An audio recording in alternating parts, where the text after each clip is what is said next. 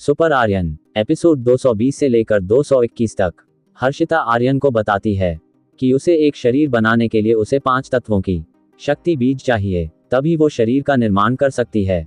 जिसे सुनकर आर्यन बोला, मैं उसका इंतजाम कर दूंगा, तुम चिंता मत करो। तो फिर ठीक है, आप इंतजाम करिए, मैं आयामी दुनिया में जाकर ध्यान करती हूँ, क्योंकि एक शरीर बनाने में बहुत ऊर्जा की जरूरत पड़ेगी, यहाँ तो 3 शरीर बनाने हैं। इतना बोलकर हर्षिता आयामी दुनिया में लौट गई। हर्षिता के जाने के बाद आर्यन अपने एकेडमी के दोस्तों से बोला, तुम सब जाओ और अपना काम करो, मैं शक्ति बीज इकट्ठा करके तुम सबसे मिलता हूँ।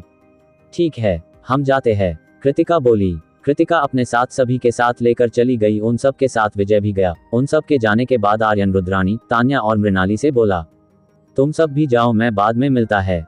आर्यन के बातों को सुनकर तीनों ने सहमति में सिर हिला दिया। उसके बाद वो तीनों आयामी दुनिया में लौट गई। उन तीनों के जाने के बाद आर्यन वही ध्यान में बैठ गया और अपने आध्यात्मिक शक्ति को फैलाना शुरू कर दिया, जिसकी वजह से आर्यन सब कुछ देख पा रहा था। अपनी आध्यात्मिक शक्ति फैलाते हुए आर्यन बोला, बिजली शक्ति का शक्ति बीज तो बिजली पहाड़ी से मिल जाएगा, अब बचे 4 तत्व अग्नि, हवा, जल और पृथ्वी। इतना बोलकर आर्यन इन 4 तत्वों के शक्ति बीज को ढूंढने लगा, जिसे ढूंढना बहुत मुश्किल था। करीब 2 घंटे तक हर जगह देखने के बाद आर्यन को एक ज्वालामुखी, एक झरना और एक गुफा मिला, जिसके अंदर से तेज हवा आ रही थी। ये तीनों एक दूसरे के विपरीत दिशा में थे, लेकिन इन तीनों तक पहुंचना आर्यन के लिए मुश्किल नहीं था। आर्यन ने ध्यान में ही अपने 3 क्लोन को बाहर निकाला और तीनों को 3 जगह पर भेज दिया शक्ति बीज लाने के लिए। उसके बाद आर्यन पृथ्वी तत्व की शक्ति बीज ढूंढने के लिए जमीन के अंदर अपने आध्यात्मिक भेजना शुरू कर दिया। जमीन के अंदर करीब 50 मीटर जाने के बाद आर्यन को शक्ति बीज मिल गए। आर्यन ने 3 शक्ति बीज अपनी शक्ति से बाहर निकाल लिया। पृथ्वी तत्व के शक्ति बीज निकालने के बाद आर्यन अपने क्लोन के लौटने का इंतजार करने लगा। करीब 2 घंटे बाद आर्यन के तीनों क्लोन शक्ति बीज लेकर लौट आए। उन तीनों के रास्ते में मुश्किल तो आई थी, लेकिन उनकी शक्तियों के सामने सभी मुश्किलों ने घुटने टेक दिए। तीनों से शक्ति बीज लेने के बाद आर्यन ने तीनों क्लोनों को सोल वर्ल्ड में भेज दिया। उसके बाद आर्यन अपनी जगह से गायब होकर अपने दोस्तों के कमरे के बाहर पहुंच गया। अपने सभी दोस्तों के लेने के बाद आर्यन कृतिका और वैष्णवी को बुला लिया और उन सबको लेकर आयामी दुनिया में चला गया। आयामी दुनिया में जाकर आर्यन ने देखा कि हर्षिता ध्यान कर रही थी। हर्षिता को ध्यान करते देखकर आर्यन ब्लैकी से बोला, हर्षिता कितने समय से ध्यान कर रही है? करीब 5 दिनों से ये ध्यान में है। ब्लैकी ने कहा, ठीक है, कुछ समय और ध्यान करने देता हूँ। वैसे रुद्राणी और बाकी दोनों खाने गई। आर्यन ने कहा, वो तीनों किसी काम से आयामी दुनिया से बाहर गई है, कुछ दिनों में लौट आएगी। ब्लैकी ने कहा, ठीक है, हम कुछ समय इंतजार करते हैं, आगे का काम हर्षिता के ध्यान से बाहर आने के बाद होगा। आर्यन ने कहा, हम भी ध्यान कर लेते हैं, बहुत समय बाद आयामी दुनिया के इस्तेमाल करने का मौका मिला है। लकी ने कहा, ठीक है, हम भी ध्यान करने चलते हैं। कृतिका बोली, ठीक है, तुम सब जाओ और ध्यान करो, मैं भी ध्यान करने जाता हूँ। आर्यन ने कहा। आर्यन के सहमत होने के बाद सभी ध्यान करने चले गए। सबके जाने के बाद आर्यन भी ध्यान करने चला गया। आर्यन अपने हमेशा वाले स्थान पर जाकर ध्यान करने लगा। आर्यन के ध्यान में बैठते ही आर्यन के शरीर से लाल ऊर्जा निकलने लगी, लेकिन अब पहले की तरह कुछ भी नष्ट नहीं कर रही थी। 10 दिनों तक ध्यान में रहने के बाद आर्यन ने अपनी आंखें खोली तो उसे महसूस हुआ कि अब उसके शक्ति स्तर में कोई सुधार नहीं हो रहा है। ये महसूस कर आर्यन ने मन ही मन बोला, अब इस तरह के साधारण ध्यान और ऊर्जा से हमारे शक्ति स्तर पर कोई फर्क नहीं पड़ेगा। लगता है जल्दी से मुझे रुद्र महल जान होगा, तभी मैं अपने शक्ति स्तर में बढ़ा पाऊंगा। खुद से बात करने के बाद आर्यन अपनी जगह से उठा और हवेली की तरफ चला गया। हवेली जाकर आर्यन को पता चला कि हर्षिता ध्यान से बाहर आ गई है। आर्यन तुरंत हर्षिता से मिला और उसे शक्ति बीज दे दिया। शक्ति बीज लेने के बाद हर्षिता अपने काम में लग गई। काम शुरू करने से पहले हर्षिता बोली, मुझे ये काम खत्म करने में करीब 1 महीने लगेंगे, इसलिए आप सब जाना चाहते हैं तो जा सकते हैं, काम खत्म होने के बाद मैं बुला लूंगी। ठीक है, मुझे अपने पालक परिवार से यह मिलना है, मैं चलता हूँ। आर्यन ने कहा। आर्यन ने जाने के पहले अपने सभी दोस्तों को एक आयामी पत्थर दे दिया और फिर वो आयामी दुनिया से निकल गए। आर्यन के जाने के बाद आर्यन के दोस्त भी एकेडमी के लिए निकल गए। सभी के जाने के बाद हर्षिता अपने काम पर लग गई। दूसरी तरफ जब आर्यन राठौर परिवार के घर पर पहुंचा तो आर्यन को देखकर सब खुश हो गए। सबसे ज्यादा खुश आर्यन की मां थी।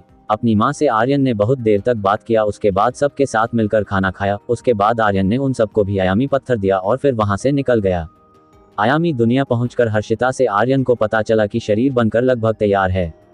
अब उसे अपना काम करना होगा, तीनों आत्माओं को लाना होगा, जिसके लिए आर्यन को सम्राट नरकेश्वर से मिलना होगा, क्योंकि उनके पास हर आत्मा की जानकारी होती थी, चाहे वो स्वर्ग की आत्मा हो या नरक की आत्मा। कुछ पल सोचने के बाद आर्यन आयामी दुनिया से गायब हो गया और ब्रह्मांड की यात्रा पर निकल गया। आर्यन तेज गति से आगे बढ़ रहा था। आर्यन की मंजिल नरक लोक थी। आर्यन को रास्ते में कई ग्रह मिले लेकिन आर्यन नहीं रुका। आर्यन की गति बहुत तेज थी, फिर भी आर्यन अपने गति से संतुष्ट नहीं था। आर्यन तेज गति से आगे बढ़ ही रहा था, तभी उसके सामने से एक उड़न तश्तरी गुजरी जिसकी गति आर्यन से भी अधिक थी। उस उड़न तश्तरी को देखकर आर्यन बोला, आखिर ये किसकी उड़न तश्तरी है जो इतनी तेज है? ये एक छठे स्तर की उड़न तश्तरी है। ये किसी साधारण देवता की नहीं होगी, जरूर किसी प्रभावशाली देवता की है। इतना बोलकर आर्यन ने अपनी गति बढ़ा दी। जब उस उड़न तश्तरी में बैठे एक आदमी ने आर्यन को उसकी उड़न तश्तरी की गति से उड़ते हुए देखा तो उसे बहुत आश्चर्य हुआ और वो बोला, ये कौन सा देवता है जो मेरी छठे स्तर की उड़न तश्तरी के समान गति से उड़ रहा है?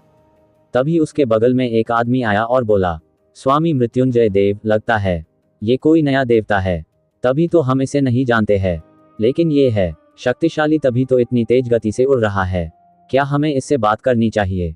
मृत्युंजय देव ने कहा, हाँ कर लेनी चाहिए। अगर ये देवता बनते ही इतना शक्तिशाली है, इसका मतलब ये कोई साधारण देवता नहीं, कोई युद्ध देवता होगा। मृत्युंजय देव के सेवक ने कहा, ठीक है, उड़न तश्तरी को रोकने के लिए बोलो और उसे अंदर बुलाओ, मृत्युंजय देव ने कहा।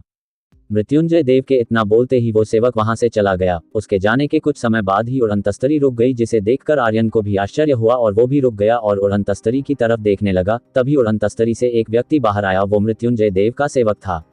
वो भी एक देवता था, जिस कारण वो भी आर्यन की तरह हवा में उड़ रहा था। जब आर्यन ने मृत्युंजय देव के सेवक को देखा तो वो उसे देखते हुए बोला, कौन हो तुम? मेरा नाम जगजीत है, मैं असुर वंशी देवता मृत्युंजय देव का सेवक हूँ, वो तुमसे मिलना चाहते हैं। चलो मेरे साथ, सेवक ने कहा। पूरे ब्रह्मांड में कई वंश थे, जैसे असुर, मानव, यक्ष, दैत्य, दानव, स्वर्गीय देववंशी, नरक देववंशी, लोमड़ी वंश आदि। इन सभी वंश में जो देवता बनते हैं उन्हें उनके वंश से ही जाना जाता था। जिस तरह मृत्युंजय एक असुर वंशी देवता था और आर्यन मानव वंशी देवता।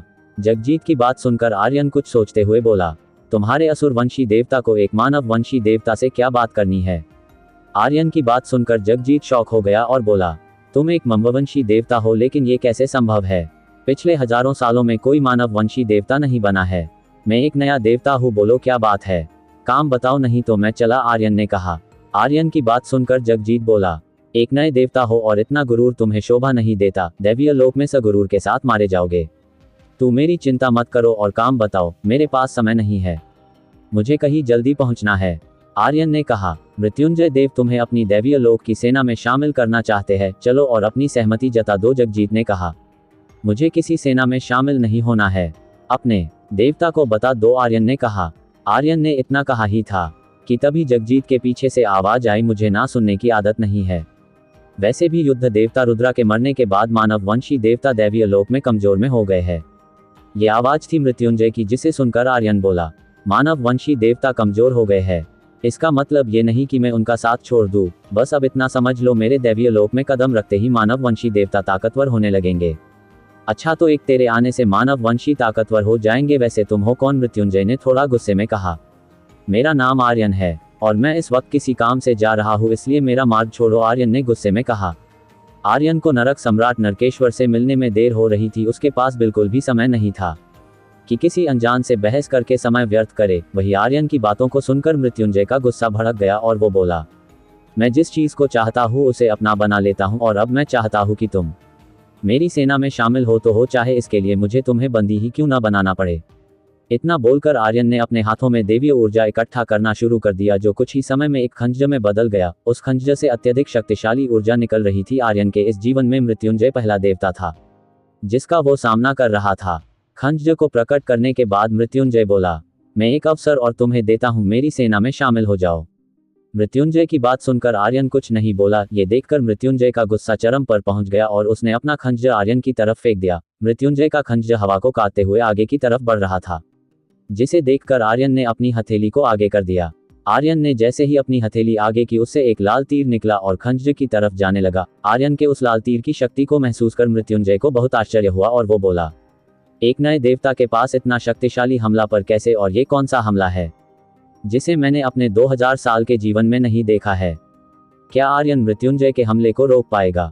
एपिसोड 221। आर्यन नरक सम्राट से मिलने के लिए जा रहा था, तभी उसे रास्ते में एक असुरवंशी देवता मृत्युंजय से सामना हो जाता है, जो आर्यन को अपनी सेना में शामिल होने के लिए कहता है। आर्यन ने नहीं मानने पर वो आर्यन पर एक खंजर से हमला कर देता है, लेकिन उसके उत्तर में आर्यन एक तीर मृत्युंजय के हमले की तरफ छोड़ देता है। जब मृत्युंजय आर्यन के लाल तीर से शक्तिशाली ऊर्जा निकलते देखता है तो वो आश्चर्यचकित हो गए, क्योंकि उसने कभी किसी नए देवता को इतना शक्तिशाली हमला करते हुए नहीं देखा था। मृत्युंजय आर्यन के लाल तीर को देख ही रहा था। तभी आर्यन का तीर मृत्युंजय के खंजर को नष्ट करते हुए आगे बढ़ जाता है।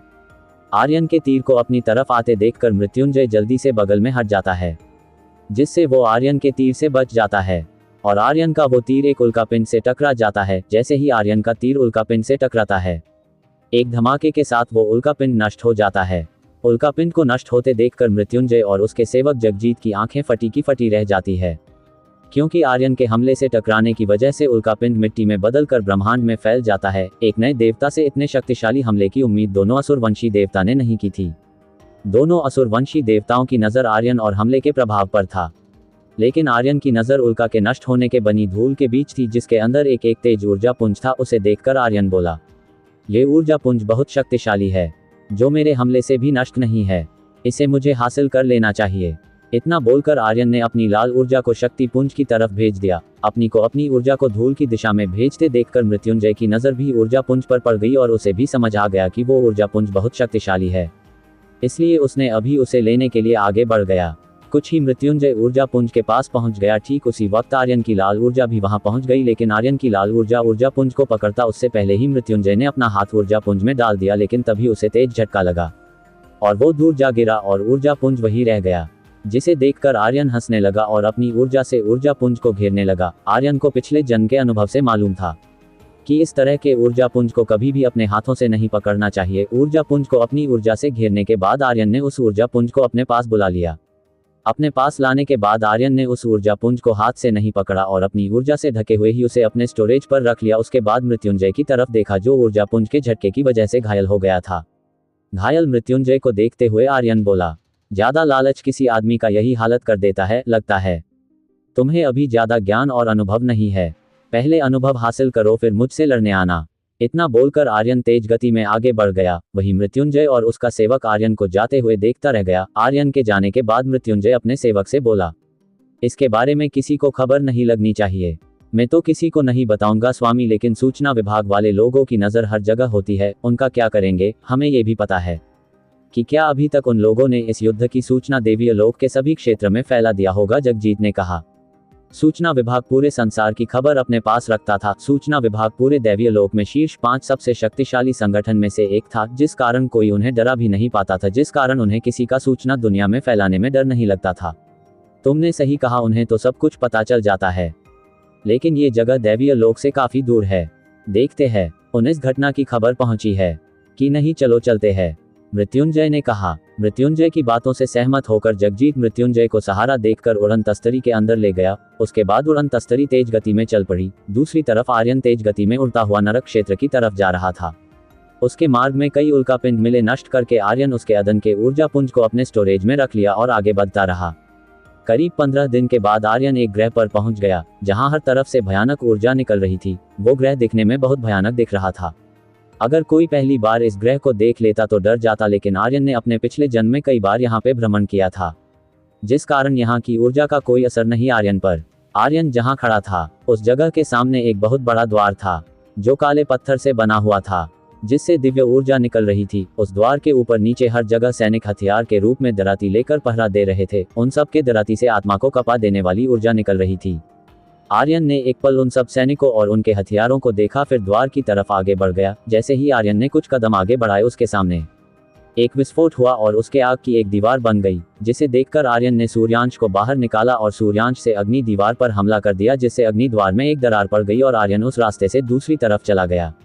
जब नरक क्षेत्र के सैनिकों ने इस दृश्य को देखा तो सब चौंक गए। असल में वो अग्नि द्वार एक सुरक्षा कवच था, जो नरक की अग्नि से बना हुआ था, जिसमें एक परम देव को छोड़कर हर कोई देवता जलकर भस्म हो जाता। उस अग्नि दीवार को खुद सम्राट नरकेश्वर ने बनाया था, अपने साम्राज्य की रक्षा के लिए।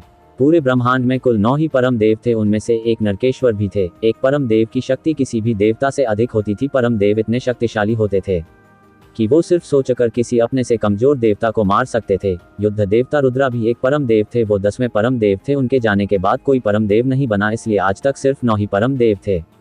आर्यन को दीवार से पार आते देखकर एक सैनिक जो पहरेदार का नायक था, वो बोला, मैं सेनानायक को सूचित करता हूँ, तुम सब इस देवता को रोकने की कोशिश करो। ठीक है, सभी सैनिकों ने सहमत होते हुए बोला। उसके बाद एक सैनिक अपने सेनानायक को सूचित करने चला गया। दूसरी तरफ बचे हुए सैनिक आर्यन के सामने दराती लेकर खड़े हो गए। सब ने आर्यन को चारों तरफ घेर लिया। उसके बाद एक सैनिक बोला, अपने हथियार नीचे रख दो और घुटने के बल बैठ जाओ। उस सैनिक की बात सुनकर आर्यन मुस्कुराया और बोला, क्या तुम सबको लगता है कि तुम सब मिलकर मुझे घुटने के बल बैठा सकते हो? मुझे सम्राट नरकेश्वर देव से काम है। मैं यहाँ कोई युद्ध करने नहीं आया हूँ, इसलिए तुम सब निश्चिंत हो जाओ। हम कैसे मान ले कि तुम शत्रु नहीं हो और हमारे सम्राट तुमसे क्यों मिलेंगे? दूसरा सैनिक बोला, वो जरूर मिलेंगे। इतना बोलकर आर्यन ने सूर्यांश को जमीन में गाड़ दिया। जैसे ही आर्यन ने सूर्यांश को जमीन में खड़ा, पूरा नरक क्षेत्र कांपने लगा। ये देखकर सभी सैनिक डर गए। दूसरी तरफ अपने महल के सभा में सम्राट नरकेश्वर देव अपने सिंहासन पर बैठे अपने सभासद से बात कर रहे थे। तभी उनके अपने सिंहासन में हल महसूस हुआ। उन्हें महसूस हुआ कि उनका पूरा नरक क्षेत्र कांप रहा है, जिसे महसूस कर सम्राट नरकेश्वर देव अपने मुख्य सेनापति से बोले, मुख्य सेनापति, ये सब क्या हो रहा है? किसी शत्रु ने हमला किया है? नरक सम्राट ने इतना कहा ही था कि एक देवता भागते हुए अंदर आया। वो देवता एक सेनानायक था। सेनानायक ने कहा, सम्राट, एक देवता मुख्य द्वार के सामने खड़ा है और उसने कहा है कि वो आपसे मिलना चाहता है। जब हमारे सैनिकों ने उसे रोकने की कोशिश की तो उसने अपने तलवार को जमीन में गाड़ दिया, जिससे पूरा नरक क्षेत्र हिलने लगा। क्या उसने हमारे सैनिकों को भी हानि पहुंचाया है? नरक सम्राट ने कहा, नहीं सम्राट, उसने हमारे किसी सैनिक पर हमला नहीं किया है। उसका कहना है कि उसे आपसे मिलना है। सेनानायक ने कहा। सेनानायक की बात सुनकर एक सभासद देवता बोला, सम्राट, उसके इस हरकत से लगता है कि वो सिर्फ आप तक अपने आने की सूचना देना चाहता है। क्या आप ऐसे किसी देवता को जानते हैं कि किसी से मिलने के लिए इस तरह से पूरी क्षेत्र को कांपने पर मजबूर कर देता हो? ये तो अब चलकर देखना पड़ेगा कि वो कौन है जो हमसे मिलना चाहता है। चलिए चलकर देखते हैं। इतना बोलकर सम्राट नरकेश्वर देव अपनी जगह से गायब हो गए। अपने सम्राट को गायब होते देखकर सभी सभासद भी गायब हो गए। दूसरी तरफ आर्यन नरक क्षेत्र के सैनिकों को घिरा हुआ था, लेकिन उसके चेहरे पर कोई डर नहीं था, बल्कि उल्टे सैनिकों के चेहरे पर डर छाया था। आर्यन सभी सैनिकों को मुस्कुराते हुए देख ही रहा था। तभी उसे कुछ महसूस हुआ और उसने अपने तलवार को जमीन से निकाल लिया। आर्यन ने जैसे ही तलवार निकाला, आसपास की जगह धुंधली पड़ने लगी और तभी वहां पर कुछ आकृति प्रकट हुई, जिसमें सबसे आगे से घाट नरकेश्वर देव हवा में खड़े थे। जैसे ही सैनिकों ने नरकेश्वर देव को देखा, वो सब घुटने के बल बैठ गए। वही नरक सम्राट ने सैनिकों की तरफ देखा भी नहीं। उनकी नजर तो आर्यन पर थी, जिसे वो पहचान नहीं पा रहे थे। तभी सम्राट नरकेश्वर ने अपनी आंखें बंद की। उसके बाद उन्होंने फिर से अपनी आंखें खोली और आर्यन को देखने लगे। नरक सम्राट आर्यन की आत्मा को देख रहे थे। ये एक बिल्कुल वैसी ही शक्ति थी जैसे आर्यन के पास थी, जिसकी सहायता से आर्यन किसी की भी आत्मा को देख सकता था। नरक सम्राट भी उसी शक्ति का प्रयोग करके आर्यन की आत्मा को देख रहे थे, जिसे आर्यन ने जान लिया और मुस्कुराने लगा। दूसरी तरफ जैसे ही नरक सम्राट ने आर्यन की आत्मा को पहचाना, वो शौक हो गए और आश्चर्य में आर्यन को देखने लगे। तभी उनके दिमाग में आर्यन सुनाई दी। आर्यन अपने मानसिक तरंगों की सहायता से नरक सम्राट के दिमाग में संदेश भेजते हुए बोला, नरक सम्राट, मैं जानता हूं कि आप मुझे पहचान गए हैं, लेकिन दुनिया के सामने मेरी पहचान लाने की जरूरत नहीं है। आर्यन की बात सुनकर नरक सम्राट बोले, ठीक है, युद्ध देवता रुद्रा मुझे स्वीकार है, तो अब नया परिचय करते हैं। ये बातें सिर्फ नरक सम्राट और आर्यन के बीच थी, जिसे किसी ने नहीं सुना, जिस कारण आर्यन का परिचय किसी और को पता नहीं चला। नरक सम्राट के साथ आए देवता आश्चर्य में आर्यन को देख रहे थे, क्योंकि आर्यन किसी बच्चे की तरह दिख रहा था। वैसे आर्यन अभी भी 18-19 वर्ष का ही तो था, और जो देवता हजारों वर्ष से ऊपर जी चुके हैं, उनके सामने तो आर्यन एक बच्चा ही था। आर्यन को देखते हुए एक सभासद आर्यन से बोला, बच्चे, तुम कौन हो और यहाँ क्या कर रहे हो? उस सभासद की बात सुनकर आर्यन बोला, मैं एक मानव वंशी देवता हूँ, पृथ्वी से आया हूँ। मेरा नाम आर्यन है, मुझे नरक सम्राट से कुछ काम है। आर्यन का परिचय जानकर सभी सभासद देवता शॉक हो गए। उन्हें विश्वास ही नहीं हो रहा था कि हजारों वर्षों बाद पृथ्वी के मानवों के बीच से कोई देवता बना हो। दैवीय लोक के मानव वंश क्षेत्र में बहुत सारे मानव देवता है, लेकिन कोई भी ऐसा देवता नहीं है जो पिछले हजारों साल में पृथ्वी से दैवीय लोक आया हो। क्या आर्यन का परिचय सभी देवता जान पाएंगे? जानने के लिए सुनिए अगला एपिसोड।